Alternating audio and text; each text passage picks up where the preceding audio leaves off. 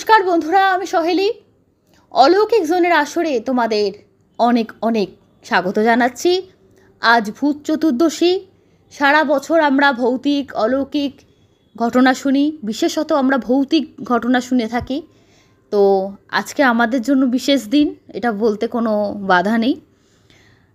তোমরা কেমনভাবে কালী পুজোয় কোথা কে আছো, কেমন এনজয় করো নিশ্চয়ই জানিও। সরাসরি চলে যাচ্ছি আজকের ঘটনায়।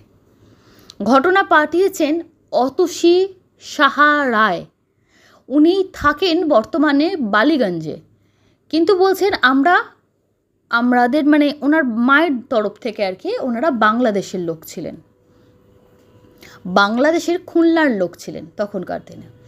তো বাংলাদেশেরই ঘটনা, তবে এই ঘটনাটি কিন্তু রিসেন্টের ঘটনা না, দেশভাগের সময়কার ঘটনা না, তখনও নয়। এটা এমন একটা সময়ের ঘটনা যখন বলছেন যে ব্রিটিশ সরকার সম্পর্কে সাধারণ মানুষ যারা অতটা লেখাপড়া জানে না, একে তো লেখাপড়ার হার খুবই কম ছিল, তাদের কোনো আইডিয়াই ছিল না, তারা জানতোই না যে আমরা পরাধীন স্বাধীনে, তো মাথা ব্যথাই কারোর ছিল না। মানে বুঝতে পারছো কত বছর আগের ঘটনা। তো ওনাদের বংশ পরম্পরা তারপরে জেনারেশন ওয়াইজ ওনারা শুনে চলেছেন, এবং বর্তমানে যে বালিগঞ্জে থাকেন উনি ওনার মায়ের বংশের সেই পুজো স্বপ্নে পেয়েছিলেন, কালী পুজো, সে কালী পুজো আজও করছেন। কালী পুজোর সঙ্গে এই ঘটনাটি এবং ভূত চতুর্দশীর সঙ্গে কীভাবে সম্পৃক্ত, ঘটনাটা পাঠিয়েছেন উনি আজ থেকে 3 মাস আগে। আমি ওনার থেকে বিশেষ পারমিশন নিয়েছিলাম যে আমি যদি কয়েক মাস বাদে পাঠ করি তাহলে কেমন হয়, উনি আমাকে পারমিশন দিয়েছিলেন। আজকে ওনার ঘটনা আনলাম। উনি বলছেন আজ থেকে বহু বছর আগের কথা, হয়তো দেখতে গেলে দেখা যাবে 100 বছর আগের কথা, বা তার বেশিও হতে পারে, কে জানে।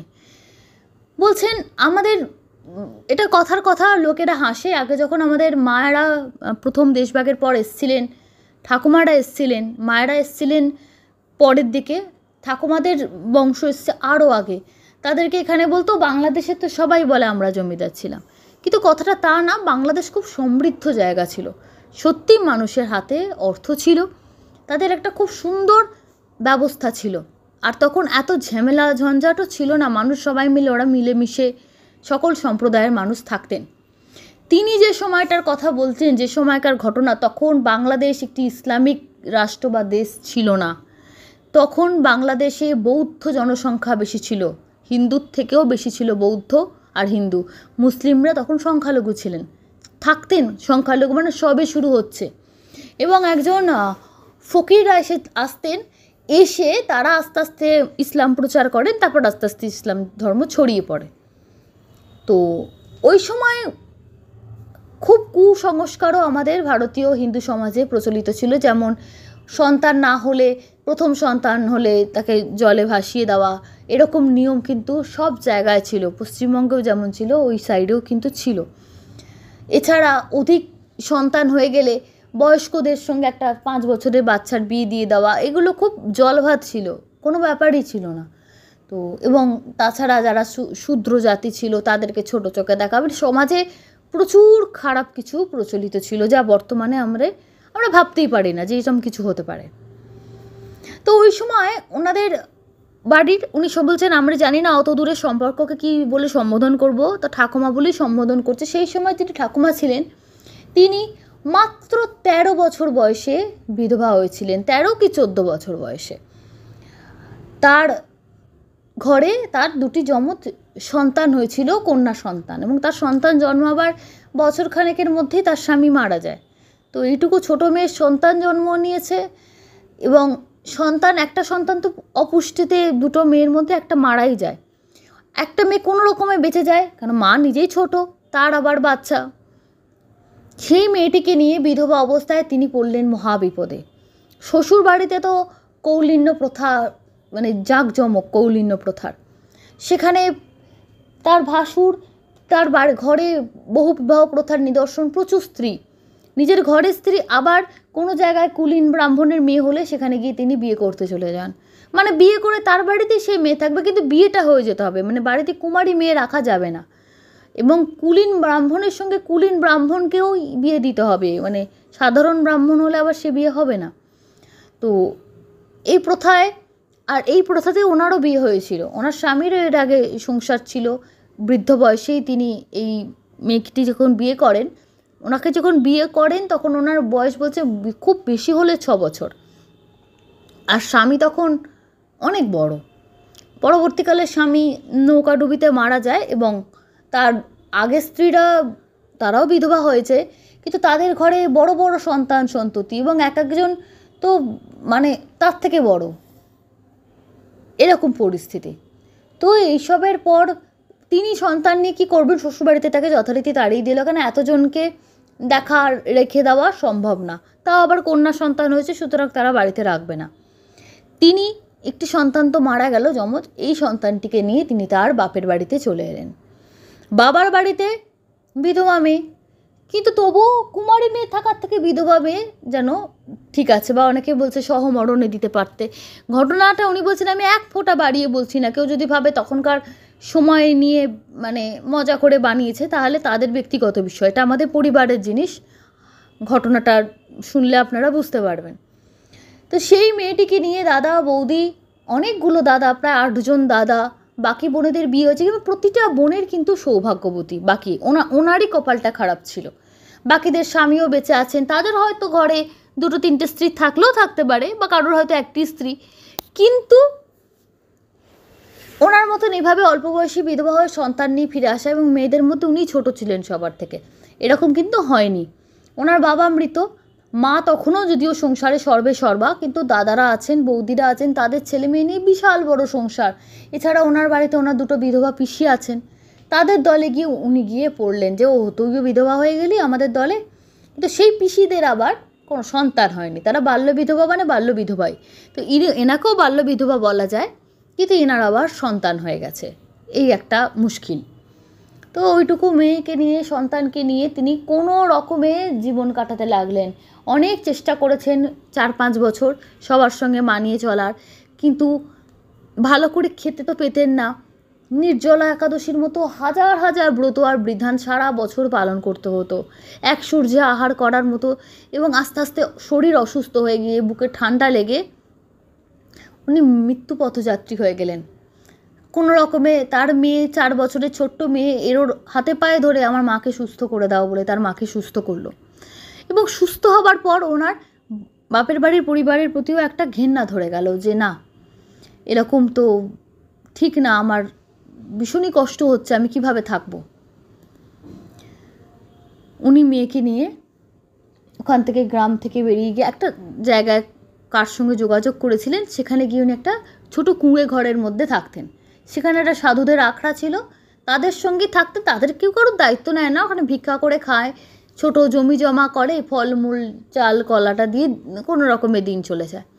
তো প্রথমে যখন তাদের সঙ্গে গিয়ে থাকার ব্যবস্থা করেছিলেন, তারা বলেছিল তুমি বিধবা, তোমাকে তো জায়গা দিতে অসুবিধা নেই, তোমার ঘরে আবার কন্যা সন্তান আছে, তাও তো 4 বছর মানে আর 2 বছরের মধ্যেই বিবাহযোগ্য হয়ে যাবে, তো ওইখানে রাখাটা তো খুব একটা নিরাপদ নয়, কারণ অনেক খারাপ নজরও তো পড়তে পারে, বলে আমাকে একটু আশ্রয় দিন। সেখানেও কিছুদিন আশ্রয় পাওয়ার পর সেখানেও নানা রকম সমস্যা হতে লাগলো। সে নিজে একটা অল্প বয়সী মেয়ে, তাকে নানা রকম প্রতিকূল পরিস্থিতি সেখানে ফেস করতে হয়েছিল। তিনি দেখছেন এত বড় পৃথিবীতে থাকার জায়গা কোথাও নেই। এমন সময় একদিন ভেবেছেন এই সন্তানকে নিয়ে আমি পদ্মায় জলে ডুবে মরব। ওনাদেরকে ওই অবস্থায় রক্ষা করেন একজন মাঝির পরিবার।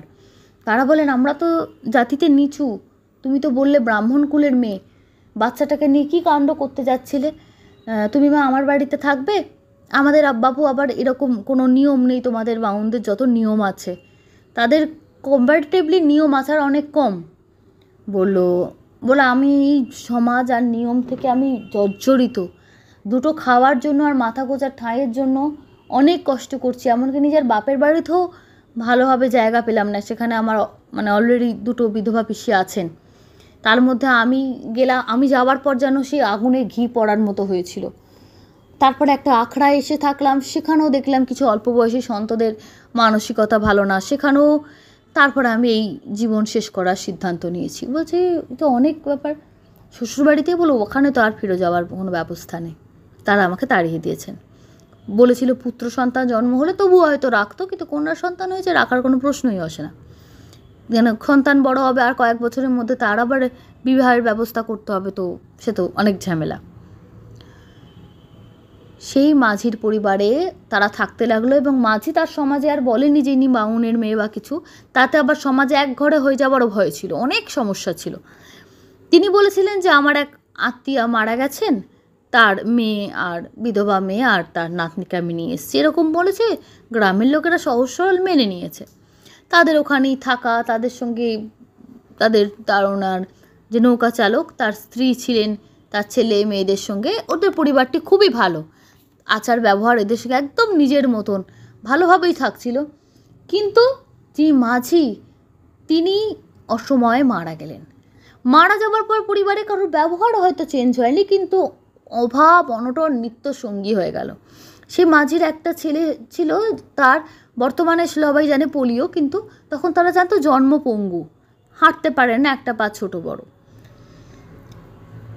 তাছাড়া তার মাঝির স্ত্রী মানুষের বাড়িতে কাজ করতো, কারোর মাঠেতে কিছু দরকার হলে কাজ করে আসতো, কিন্তু তেমন টাকা পয়সা পেতো না বা তেমন খাবার পেতো না যে এতজনের পেট চালানো যায়।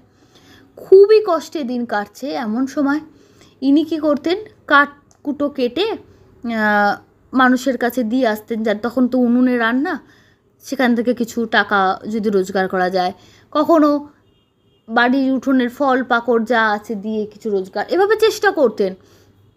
এবার কারুর বাড়িতে ঠাকুরের মোছার কাজ বা কিছু কাজ যে নেবেন, কিন্তু এরা তো জানে মাঝির পরিবারের লোক, বাউনের মেয়ে বললে তো আবার মুশকিল হয়ে যাবে, সেও তো বলতে পারবে না, সব দিক থেকে সমস্যা। তো ওখানে এই জঙ্গলে যখন কাঠ কাটতো, মানে কঞ্চি টঞ্চি নিয়ে আসতো, কেন ওগুলো যারা গৃহস্থ বউরা তাদের বাড়ি থেকে বেরোবার তখন নিয়ম ছিল না। যারা একটু কর্মঠ সোসাইটি যারা ছিল, আমি কি বলতে চাইছি তোমরা বুঝতে পারছো, তারাই এই কাজগুলো করতো। তো উনি তাদের দলের প্রতিনিধি হিসাবে উনি ওই কাঠগুলো লোকের বাড়ি বাড়ি দিয়ে আসা এগুলো করতেন, তার বদলে কিছু টাকা পয়সা পেতেন।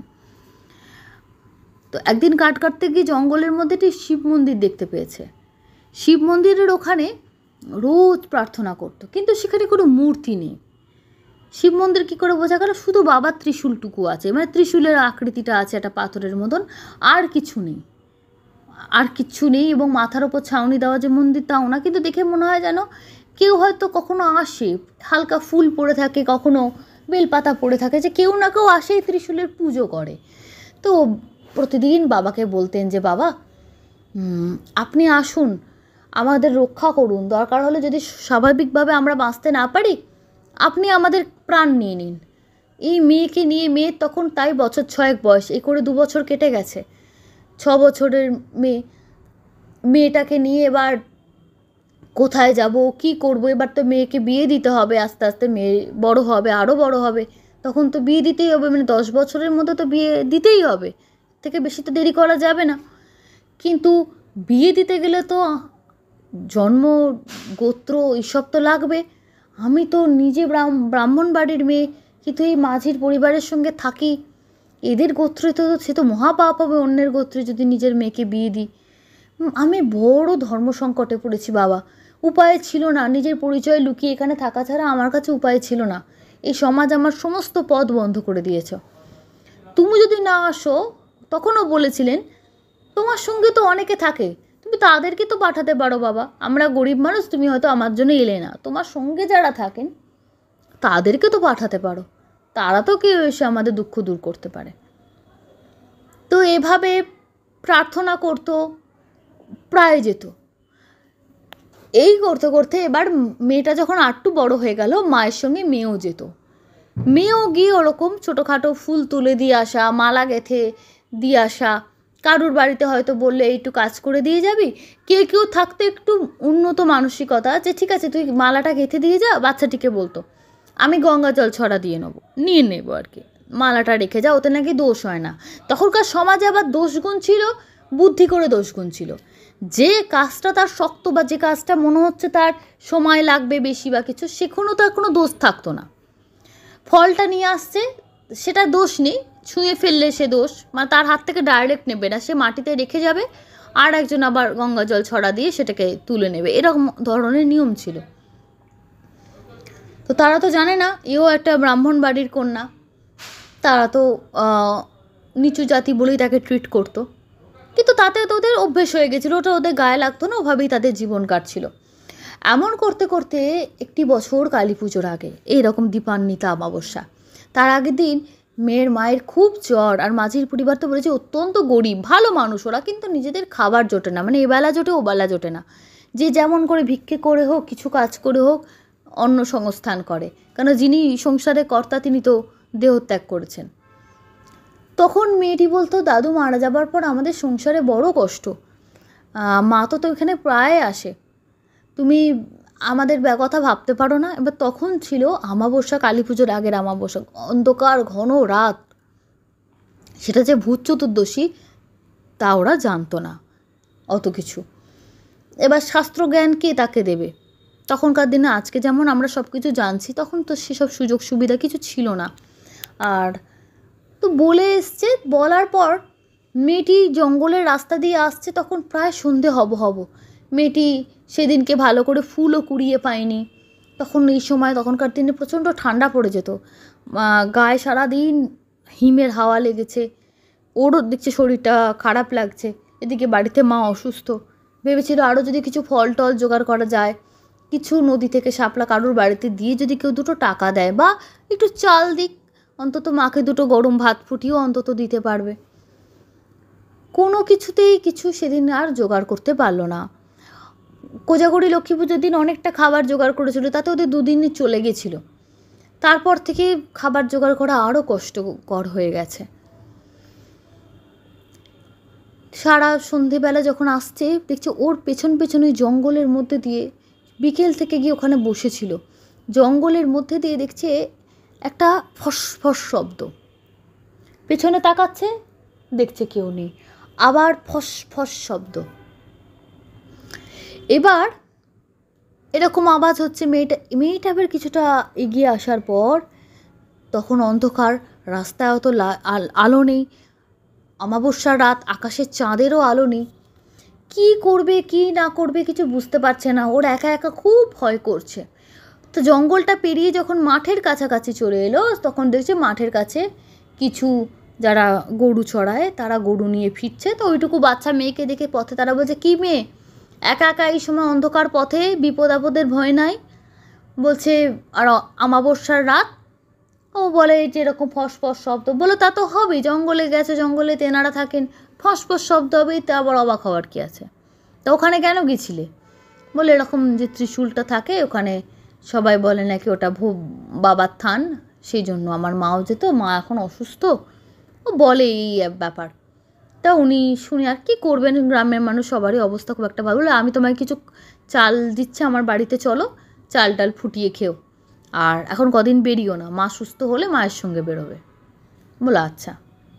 মেয়েটিকে বাড়িতে নিয়ে যায় তিনি, বাড়ির দোরগড়া থেকে তাকে কিছু চাল একটু ডাল কিছু দেয়, সে নিয়ে চলে আসে, যা দিয়েছিল ওদের 2-3 দিন চলে যায়, 2-3 দিন আর কোথাও সে যায়নি।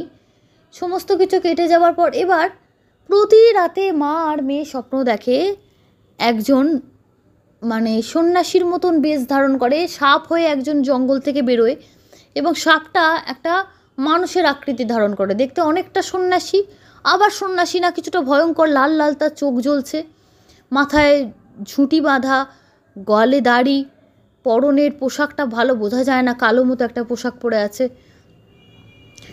যে তোমরা তো ডাকো কেউ আসুক এসে আমাদের রক্ষা করুক, আমি তো এসেছি, আমি তো তোমাদের কথা রোজ শুনি, আমি এসেছি, আমি তোমার মেয়েকে বিয়ে করতে চাই, আমার সঙ্গে বিয়ে দেবে?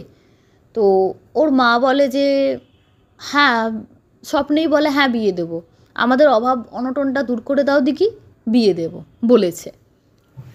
দেবে তো সত্যি? বলে হ্যাঁ দেবো। বলছে ঠিক আছে।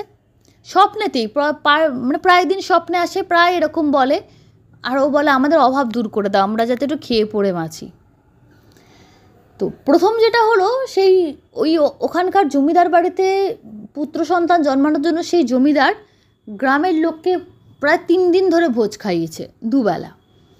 তো সেই ভোজ খেয়ে এসছে, তার সঙ্গে অর্থ সাহায্যও পেয়েছে, তখন ওনার স্বপ্নের ওপর বিশ্বাস হলো, তাহলে মনে হয় বাবা ওরকম একজনকে স্বপ্নে পাঠিয়েছেন, তাকে দেখে তো ঈশ্বর বলে মনে হয় না, তবে ঈশ্বরের ওদের মানে ভগবানের মধ্যে থাকা কোনো একজন কেউ হবে। ভালো তো খেতে পেলাম। কতদিন এরকম ভালো মন্দ খাবার লাস্ট কবে খেয়েছে ওরা জানে না। মাঝির পরিবারও খুব খুশি, এবং তারপর থেকে দেখছি কিছু না কিছু করে খাবারের জোগাড় হয়ে যায়। আগে যেমন একটু খাবারের জোগাড় করতে গেলে ওদের মানে মাথার ঘাম পায়ে ফেলতে হতো, এবার থেকে খাবারের জোগাড় হয়ে যায়। তারপর ওই গ্রামে একজন বৃদ্ধা ছিল, ব্রাহ্মণী বুড়ি, কিন্তু বুড়ি বাড়িতে কেউ থাকে না, সবাই মারা গেছে, বুড়ি একা থাকতো। সেখানে বুড়ির ছাদে ভালো ভালো চাল কুমড়ো হতো, এমনি কুমড়ো হতো, বুড়ির বাগানে কলা, আম বাগান ছিল, সব কিছু ছিল, বুড়ির বেশ ভালো সম্পত্তি ছিল। তো বাচ্চাটি অন্য বাচ্চাদের সঙ্গে একদিন খেলছিল, তো বুড়ির ওই বাচ্চাটিকে দেখে বেশ পছন্দ হয়। বাচ্চাটি দেখতে সুন্দর, ফর্সা, সবার সঙ্গে খেলছে। বুড়ি নিজেও খুব সুন্দরী, দেখেই বোঝা যায় অল্প বয়সে বুড়ি খুব সুন্দরী ছিলেন। তিনি ওকে ডেকে ডেকে কিছু কিছু হাতে হাতে বলতে, এটা আমায় করে দে, ওটা আমায় করে দে, তবে আমাকে ছুবি না, তুই অন্য জাতের মেয়ে তো, কারণ ন্যাচারালি ওরা জানে না ব্রাহ্মণ, তুই কিন্তু ছুবি না বলে সব কাজ করিয়ে নিত। এবং তার বদলে করাতো মানে শুধু করিয়ে নিত না, টাকা দিত, খাবার পাঠাতো, বাড়িতে কিছু ফল পাকড় পাঠিয়ে দিত, কখনো সবজি পাঠাতো। সেই বুড়ির দয়ায় তাদের সত্যি পরিবারটায় বেশ শান্তি এসে গেল, মানে তাদের আর আর্থিক কষ্ট, খাওয়া নিয়ে কান্নাকাটি কিচ্ছু রইল না। তো ওর মাকে ডেকে একদিন বুড়ি বলল, তোমার চিন্তা নেই, তুমি পাত্র দেখো, তোমার এই মেয়ের বিয়ের ব্যবস্থা আমি করে দেবো। এখন মায়ের মাঝে মাঝে স্বপ্নের কথা মাথায় আসে, আচ্ছা স্বপ্নে যে বলে যে মেয়েকে বিয়ে করবে, আচ্ছা বিয়ে নেই মেয়ের সঙ্গে তার না দেওয়া হয়, সে আবার রেগে যাবে না তো? তার আশীর্বাদেই কিন্তু আমাদের অবস্থা ফিরেছে, সে কেউ একজন দেখছে মানে তার আশীর্বাদেই দেখছে। এতদিন তো কীরকম মাথার ওপর হাত রাখার কেউ ছিল না, এত জায়গায় ঠোকর খেয়েছে যে, তাহলে কিন্তু সে তো স্বপ্নের একজন ব্যক্তি, সে তো আর বাস্তবে কখনো আসবে না, সুতরাং তাকে বিয়ে দেওয়ার কি আর যুক্তি আছে। সেই রাতে আবার তিনি স্বপ্ন দিলেন যে, কী রে মত পাল্টাচ্ছিস নাকি, বিয়ে দিবি তো? তোদের কিন্তু খাবার দাবারের অভাবের যাতে না থাকে ব্যবস্থা করে দিয়েছি, বিয়ে দিবি তো? তোর মা বলছেন, হ্যাঁ হ্যাঁ হ্যাঁ বিয়ে দেবো, আমার মেয়েটা যাতে আরও ভালো করে খেতে পারে, একটা ভালো যে শাড়ি পরতে পারে, আমরা একটু ভালো, বা আমাদের যে পরিবারে আমরা থাকি তারা একটু ভালো খেতে পারে, দেখো তো দেখি ব্যবস্থা করে। আচ্ছা, ওই পরিবার যে মাঝির পরিবারের একটি ছেলে তো ছিল অসুস্থ, একটি পা ছোট বড়, কিন্তু তার আরও অনেকগুলো ছেলে ছিল। তাদের মধ্যে একজন, ওর বাবার অর্থের অভাবে জমিদারের কাছে নৌকা বন্ধক রেখেছিল, তারপর তো নৌকাটা ওদের চলে গেছিলো অভাব অনটনে, কিচ্ছু মানে নিঃস্ব যাকে বলে, মাথার ছাদটুকু ছাড়া, তাও খড়ের বাড়ি ছাড়া আর কিছু ছিল না তাদের নিজস্ব থাকার মতো। তারপরে সেও একটা কোন এক খুব সহৃদয় ব্যক্তির কাছে অনুদান পেয়ে নৌকাটা কেনে এবং বলে নৌকা চালিয়ে তার টাকা শোধ করে দেবে, লোক পার করবে এপার ওপার। তারপরেও তার হাতে ভালো অর্থ করি আসতে শুরু করলো। পুরো পরিবারটায় সেই যে স্বপ্ন আসে, সাপ হয়ে আসে নাগ বাবা, তার আশীর্বাদে তো সব কিছু হয়েছে। শিবের ওখানে গিয়ে মানত করে, হয়তো শিব আসেননি, শিবের কোনো এক পার্শ্বদকে পাঠিয়েছেন, এটা ভেবে তাদের এত আনন্দ হতো। এবার বুড়ি খুব অসুস্থ হলো। বুড়ি অসুস্থ হওয়ার পর বুড়ি রান্না বান্না নিজের জন্য করতে পারতো না, এই বাচ্চা মেয়েটি আর তার মা গিয়ে রান্না করে দিত, বলতো তোমরা সব রান্না করে দাও তরকারি পত্র, শুধু তোমাদের হাতে ভাতটা চলবে না, মানে ভাত করলেই দোষ, ভাতটা চলবে না।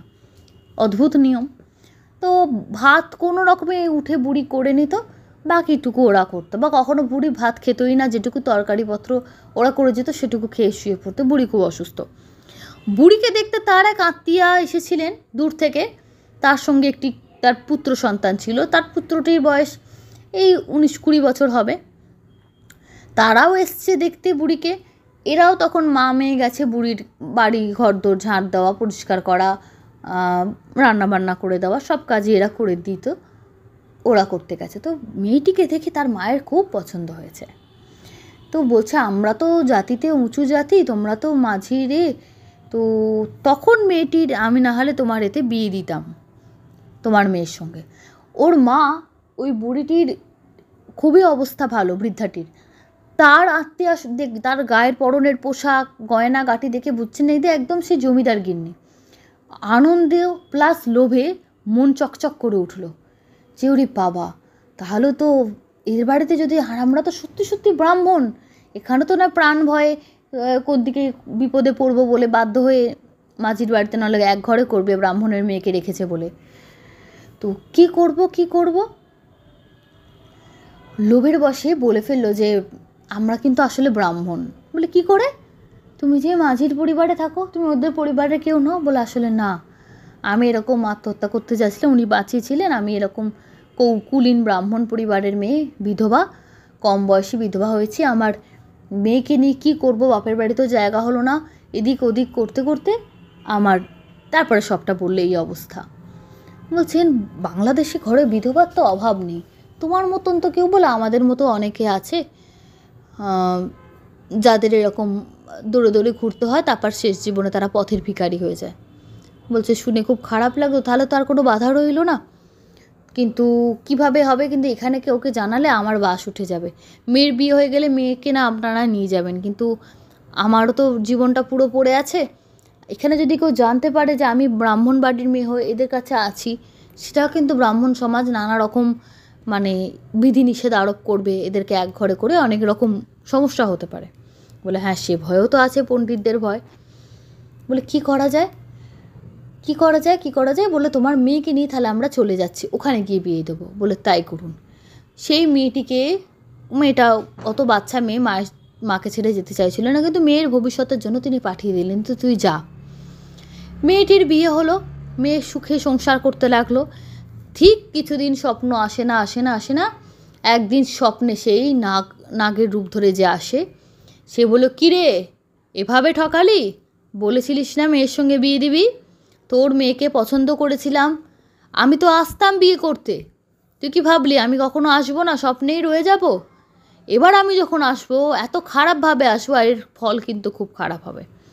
স্বপ্নের মধ্যে সে কাঁদছে যে এরকম করবেন না, আমরা কি করব, আপনি যে সত্যি আসবেন তা তো আমি জানি না, আমাদের তো সমাজে বাস করতে হয়, মেয়ে তো বড় হচ্ছে, আমি একা বিধবা মানুষ, ওর একটা পাত্রস্থ না করে আর আমার প্রায় অসুস্থ হয়ে থাকি, আমি যদি মরে যাই তখন ওকে আবার কার ঘাড়ে চাপিয়ে যাব। বলে আমি এত কথা শুনবো না, আমি তো তোমাদের দায়িত্ব নিয়েছিলাম, কোনো না কোনোভাবে তো ব্যবস্থা আমিই করে দিচ্ছি, মানে সামনাসামনি নাচছে না, কোনো না কোনোভাবে তো ব্যবস্থা করে দিচ্ছি, আমার সঙ্গে এত বিশ্বাসঘাতকতা। বলছে ঠিক আছে, তোর মেয়েকে পছন্দ করি, কিন্তু তোর মেয়ে যেই 15 বছর বয়সে আসবে, যখন তার প্রথম সন্তান হবে তখন কিন্তু সে মারা যাবে। বলছে হ্যাঁ, তোর মেয়েকে আমি নিয়ে চলে যাব, কারণ যেহেতু এখনও কম বয়সী, এখন ওকে আমি মারবো না, আমি ওকে নিয়ে যাব। মেয়েটির স্বামী, বাচ্চা মেয়েটি যখন বিয়ে হলো, নতুন জায়গায় গেল, তারপরে তার সঙ্গে যার বিয়ে হয়েছে সে কিন্তু প্রায় রাতে সাপের স্বপ্ন দেখত, প্রত্যেক রাতে স্বপ্ন দেখত, এবং স্বপ্নে সাপটা আসতোই, কিন্তু আসার পর একটা মানুষের অবয়ব ধারণ করতো, কিন্তু তার মুখটা বিভৎস, তার চেরা জিভ, চোখ লাল লাল জ্বলছে, কখনো মনে হতো মাথায় সিংহ হয়তো আছে, কি ভয়ঙ্কর তার রূপ। আর খালি বলতো তোকে ছাড়বো না, তোর সময় হলে তোকে আমি নিয়ে যাব, সেই ছেলেটিকে বলতো। দেখতে দেখতে 15 বছরে মেয়েটি পা দেয়, মেয়েটি একটি পুত্র সন্তানের জন্ম দেয়। সন্তানের জন্মের 1 বছরের মাথায়, 15 বছর না হলো 16 বছর বয়সে সে মেয়ে বিধবা হয়ে যায়।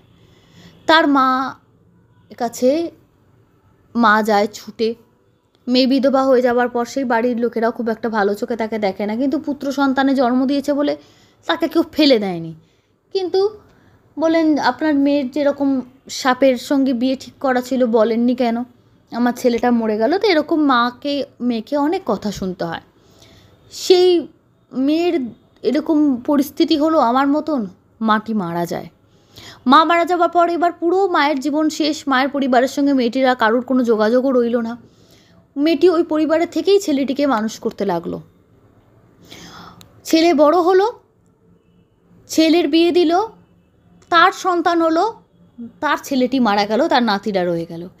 এভাবে হতে হতে হতে তার ছেলের আবার 3টে ছেলে হয়েছিল, একজন মারা গেল।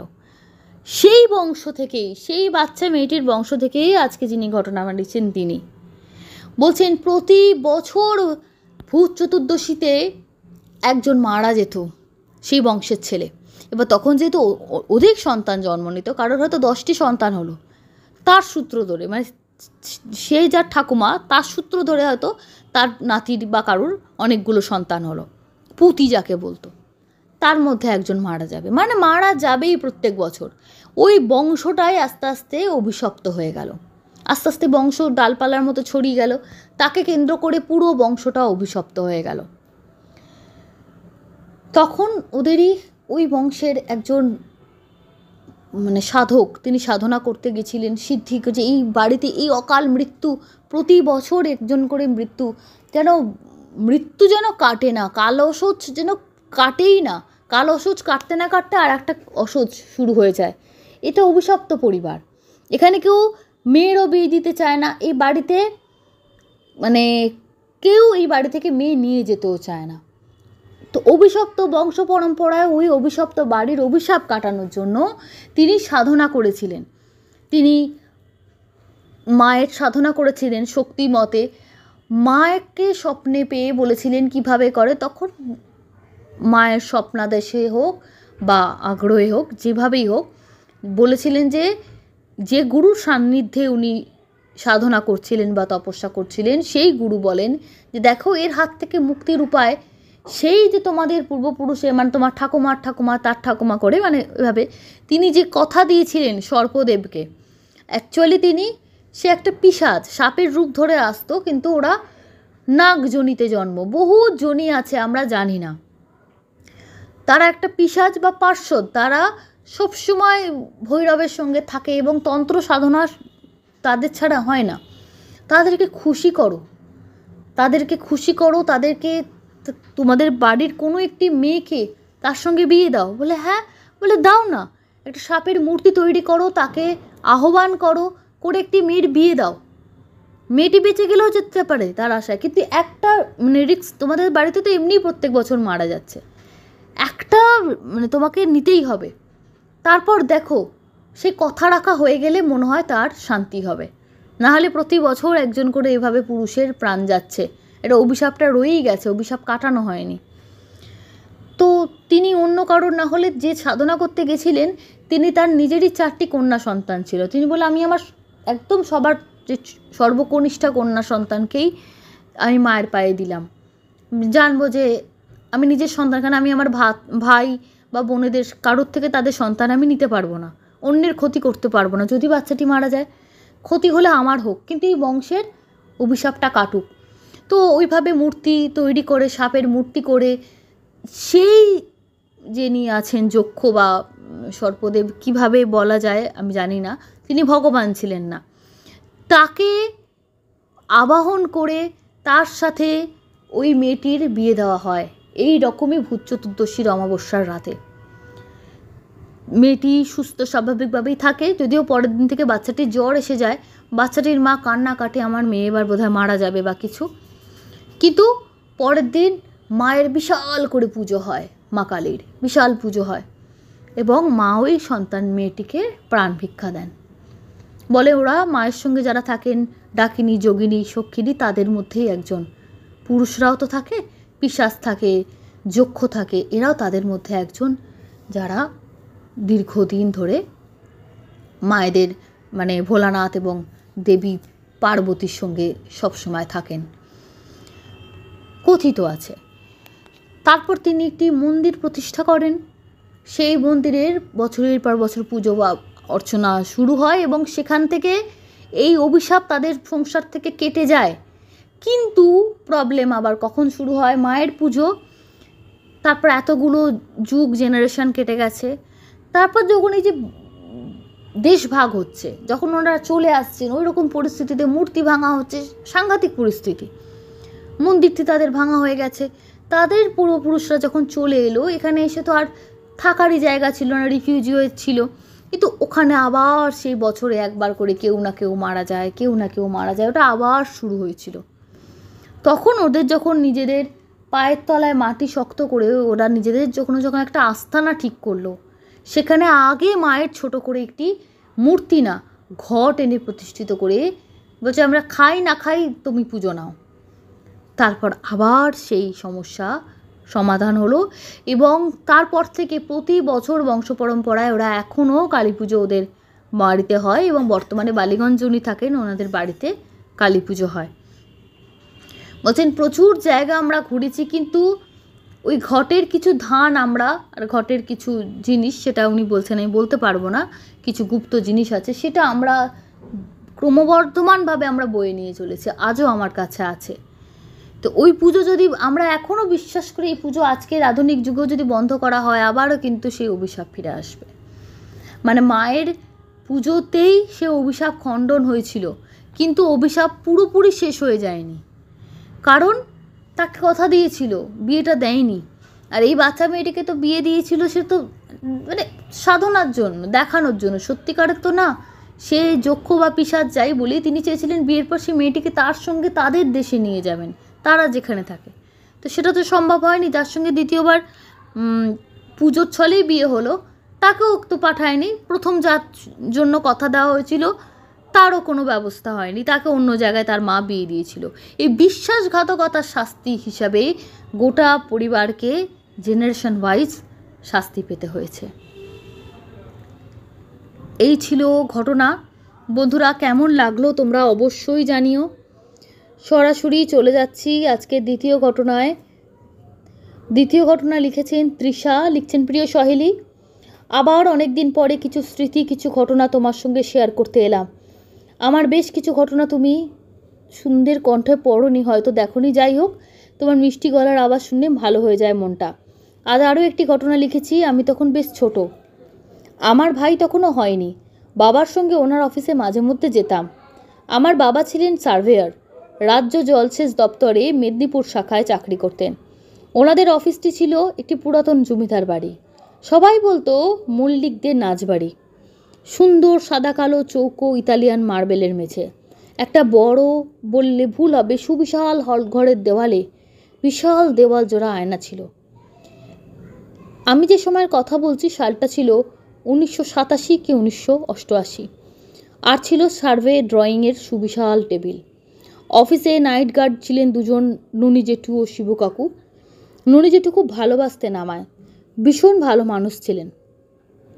একদিন অফিস ছুটির পর রাতে ননি জেঠু শুনতে পেলেন একতলা সদর দরজায় ভীষণ ব্যস্তভাবে কেউ কড়া নাড়ছে, দরজায় ধাক্কা দিচ্ছে। বুড়ো মানুষ অনেকক্ষণ বাদে শুনলেন, এত রাতে কে এলো? একতলা পুরো ফাঁকা, শুধুমাত্র দোতলায় ও তিনতলায় অফিস ছিল। যাই হোক, নিচে নেমে দরজা খুলে দেখলেন কেউ নেই। কোথায় একটা কুকুর পর্যন্ত রাস্তায় নেই। সবে দরজা বন্ধ করে ওপরে উঠছেন, আবার সেই কড়াঘাত। ননি জেঠু ভাবলেন কেউ দুষ্টুমি করছেন। চেঁচিয়ে বললেন, শিবু জ্বালাস না। তৎক্ষণাৎ মনে পড়ে গেল শিবু তার বাড়ি শালবনি গেছে 3 দিনের জন্য। একটা হিম শীতল স্রোত শির দ্বারা বেয়ে নেমে গেল। তাড়াতাড়ি ওপরে উঠে এলেন। অনেক রাত তো হয়নি, সবে 9টা বাজে। কিন্তু ঘড়ির কাছে গিয়ে দেখলেন কাঁটা নড়ছে না। আচ্ছা কটা বাজে তাহলে? নিজের হাত ঘড়ি বের করে দেখলেন 12টা বেজে গেছে। আরও একদিন সিঁড়িতে ভারী ভারী পায়ের আওয়াজ শুনে তড়ি করে ছুটে এসে দেখেন সিঁড়ি ফাঁকা। ওই বাড়ির সিঁড়িগুলো কিন্তু খুব ছোট ছোট ছিল, জানি না কেন। এরপর যা ঘটল, তারপর ননি জেঠু আর অফিসে থাকতে চাইলেন না। গরমকালের রাত, সেকালে একবার কারেন্ট গেলে 6-7 ঘন্টার কমে আসতো না। কখনো কখনো সারা রাত কারেন্ট থাকতো না। সেবার শিবু কাকু ছিলেন ননি জেঠুর সঙ্গে। শিবু কাকু বললেন, ননিদা ছাতে গিয়ে শুই না, চলো। ছাতে অফিসের ক্যান্টিনও ছিল। জ্যোৎস্না রাত, ফুটফুট করছে চাঁদ। ননি জেঠুর মনটা হালকা হয়ে গেল, সব ভয় ডর কেটে গেল। দিব্যি গল্প করতে করতে ঘুমিয়ে পড়লেন। অনেক রাতে মশার কামড়ে ঘুম ভেঙে গেল, কিন্তু মশা কি করে কামড়াবে? রীতিমতো বিছানা করে মশারি টাঙিয়েছেন। ভালো করে উপরে উঠে বসে চক্ষু চড়ক গাছ। তার বিছানা বালিশ মশারি কোথায়? তিনি ছাদের একেবারে ধারে রেলিংয়ে শুয়ে আছেন।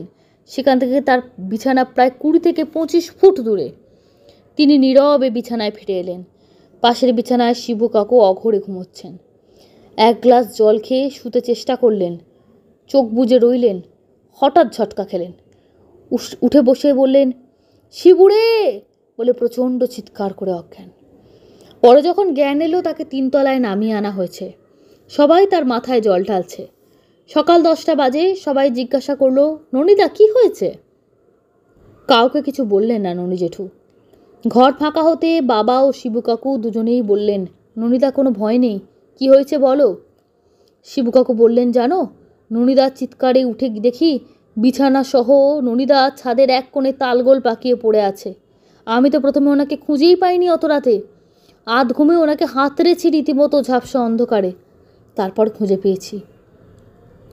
ননি জেঠু সব শুনলেন, নিজের সব কথা, রাতের কথা বললেন। তারপর বললেন, আমি যখন দ্বিতীয়বার শোবার চেষ্টা করছি, এক ঝটকায় ঘুম ভেঙে দেখি একটা প্রকাণ্ড হাত, নারী কি পুরুষ বলতে পারবো না, আমার বিছানা ধরে হিড়হিড় করে টানছে।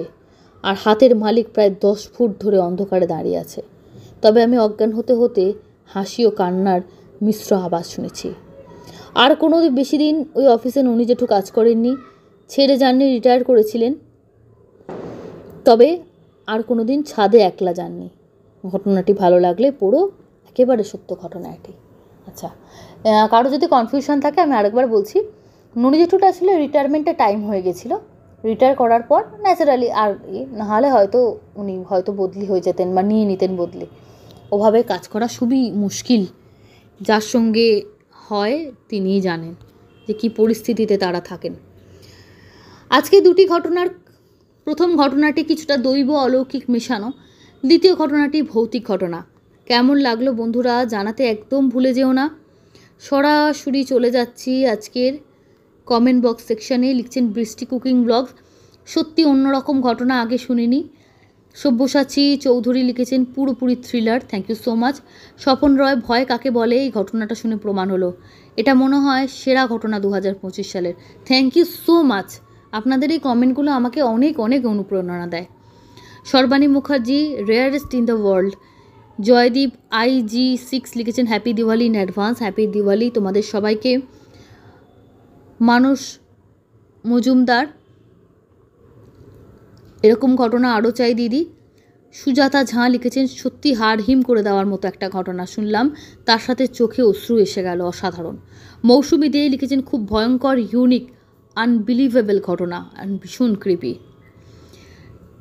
Delightful car rally, Mampi Beldar লিখেছেন খুব ভালো শুনলাম দিদি। সুতপা দাস, নবনীতা দাস, অমিতা ঠাকুর, সায়ন্তন, স্বপন দাস, রুবি ব্যানার্জি, পারমিতা পুততুণ্ড, মা আচ্ছা নামটাও না বুঝতে পারছি না আমি, কৃপা ত্রিপুরা, অমিত ভট্টাচার্য, ওয়ান্ডার প্রিয়াঙ্কা, অপূর্ব প্রামাণিক। ওয়ান্ডার্স প্রিয়াঙ্কা লিখেছেন কোনো আড়ম্বর নেই, তবু খুব আপন এই চ্যানেল। কবে তুমি শুরু করেছিলে জানি না, তবে প্রায় 4 বছর সঙ্গে আছি। মাঝখানে যখন শুধু প্রেগনেন্ট ছিলাম সেই সময়টা বাদ দিয়ে, বড়রা বলেন এই সময় নেগেটিভ কিছু শুনতে নেই, বাট তারপর থেকে আবার জুড়ে গেছি অলৌকিক জনের সাথে। Thank you so much. তোমরা আরও যারা আছো, অনেক প্রথম থেকে আছো, একদিন তোমরা কমেন্টে জানিও তো কারা কারা আছো যে একেবারে প্রথম থেকে আমায় শুনছো, আমার জানার ইচ্ছা রইল বন্ধুরা। আজকে আসি, আবার ফিরে আসবো আগামী পর্বে। খুব ভালো কাটুক তোমাদের দীপাবলি, আমরা বাঙালি দীপাবলি বলাটাই ভালো। আলোয় ভরে উঠুক তোমাদের জীবন, খুব ভালো থেকো, শুভরাত্রি।